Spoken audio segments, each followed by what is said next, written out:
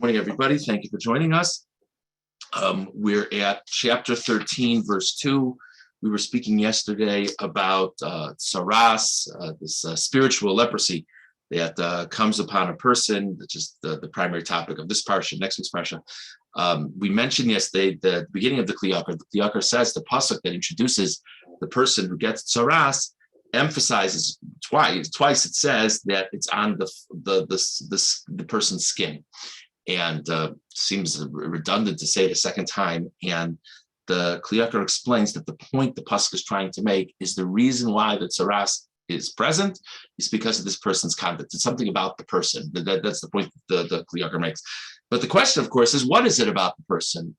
And so he says, we're still in this Kliyakar. It's the second Kliyakar on the pasuk, beginning with the word Sa'esu Sapachas over Heres.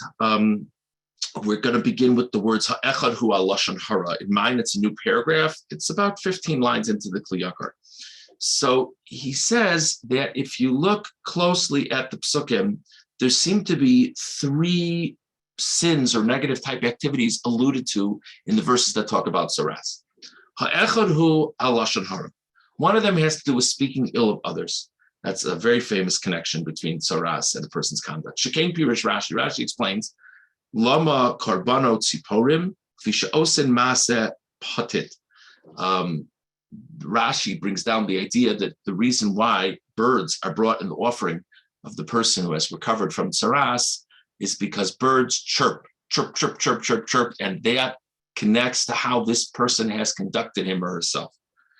Hasheni hu algasus haruach. The second thing has to do with the spirit of haughtiness. Shenemar v'lokachla mitaher eitz erez ve'ezov pirish Rashi shem higbia atzmo ke'erez yashbil atzmo ke'ezov. There's different types of wood used, and different pieces of wood held together when sprinkling things on the person who got saras. And again, in the offering brought in the aftermath of us having saras.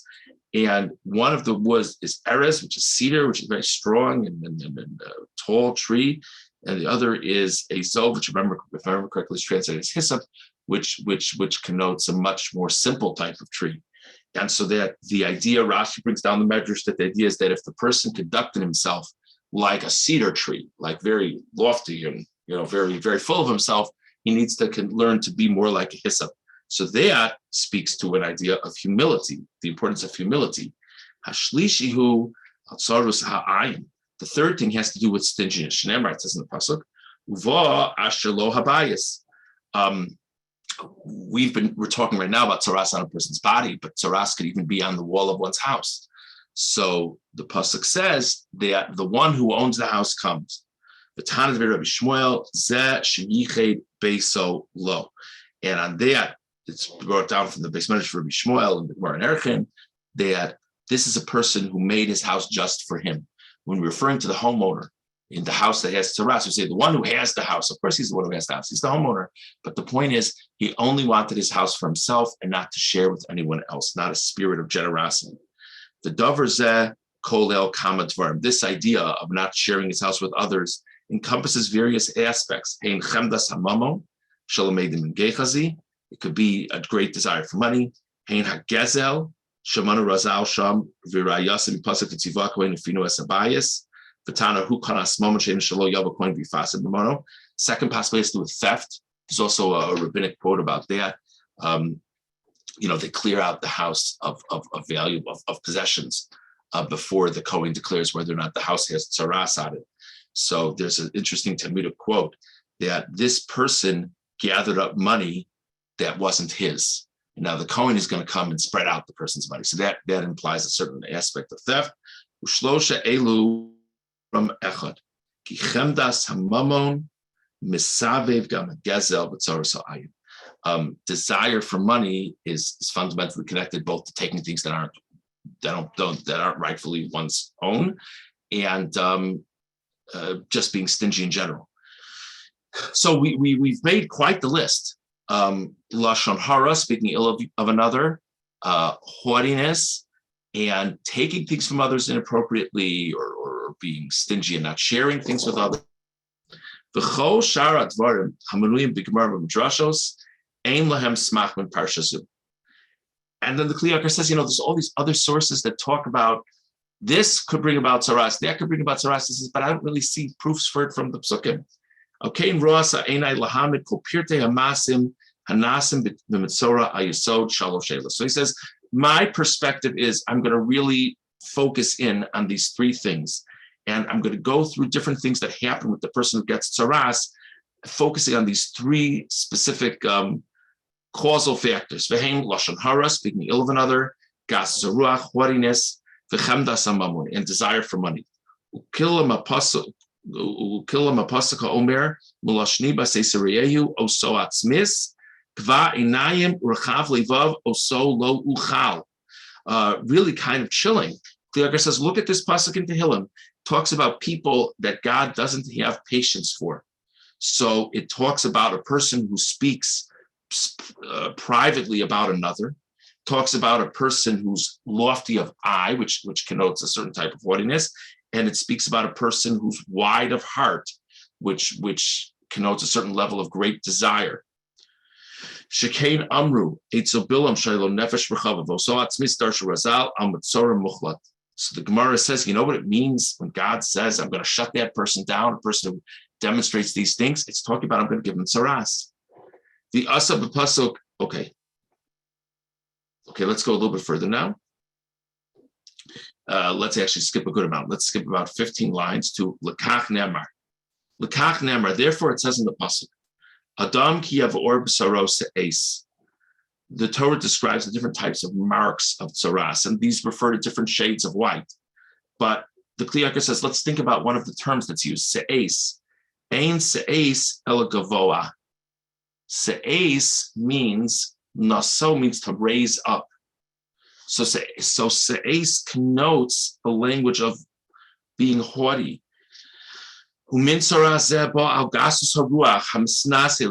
a person carries themselves as being above everyone else, they could get tzaras. O sapachas. Another language for tzaras is sapachas. Ein sapachas elot fela.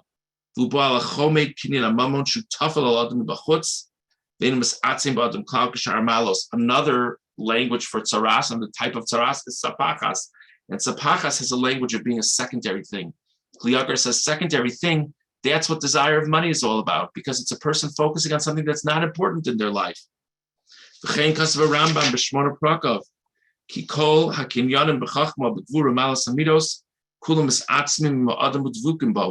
Rambam says that all types of things a person can acquire in this world, wisdom, strength, different character traits, they manifest themselves in the person. They become part of who the person is. Except for wealth. Because wealth doesn't really connect to a person. Wealth doesn't make me a better person. The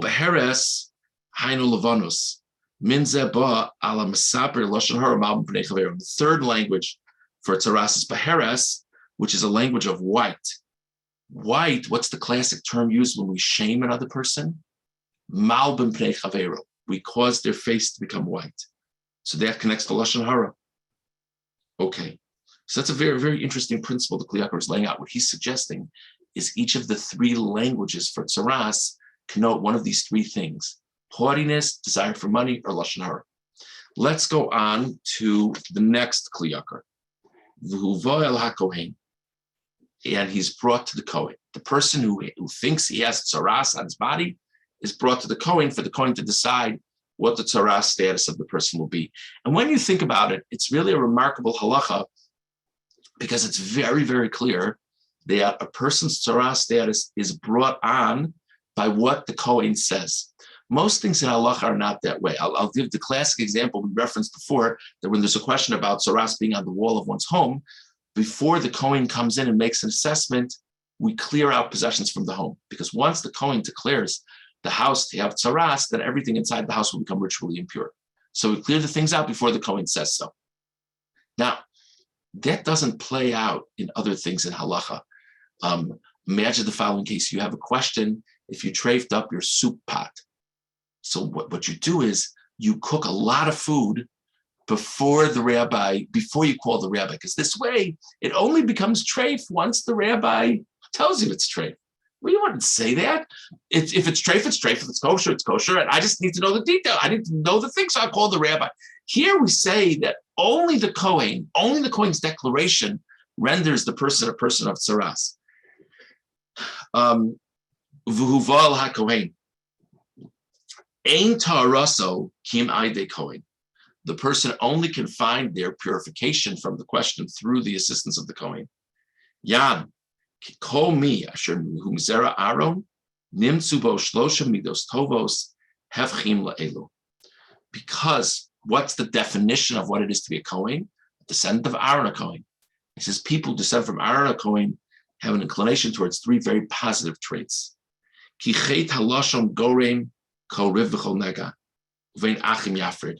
If we're focusing on the idea of lashon hara, there is so much strife, there is so much tension that's created through things that people say.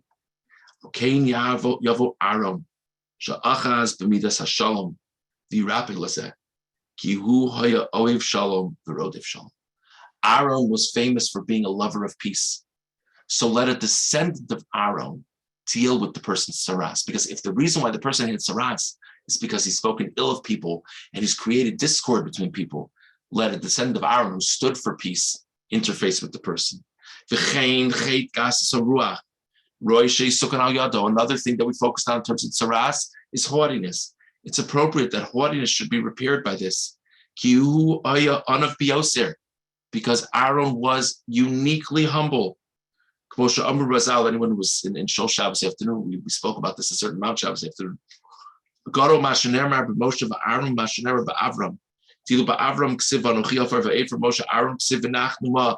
and Aaron said, what are we already? They exhibited tremendous humility. So if the person's issue is that they're living with haughtiness, let the descendant of Aaron, who was so focused on humility, let him interface with the person. And so to the sin of desire of money. Lo hayagam king ba'aron. Yan, ki hakohanim lo hayalahem chelak v'nachalo ba'aretz, v'lo hayalahem yosef mimashazachim shulchan gavoa. If the issue is a person's desire for money, so it's so appropriate for a descendant of Aaron, because the descendants of Aaron didn't even have their own inheritance in the land of Israel. All the other tribes got specific pieces of land. The descendants of Aaron really didn't get land, and their parnasa was at least partially dependent on just what people would give them from korbanos and the like, what they would receive. Therefore, the descendants of Aaron were very much schooled in dealing with what you had. If the person is stingy, it means they're so focused on getting. A person like a descendant of Aaron wouldn't be so focused on that.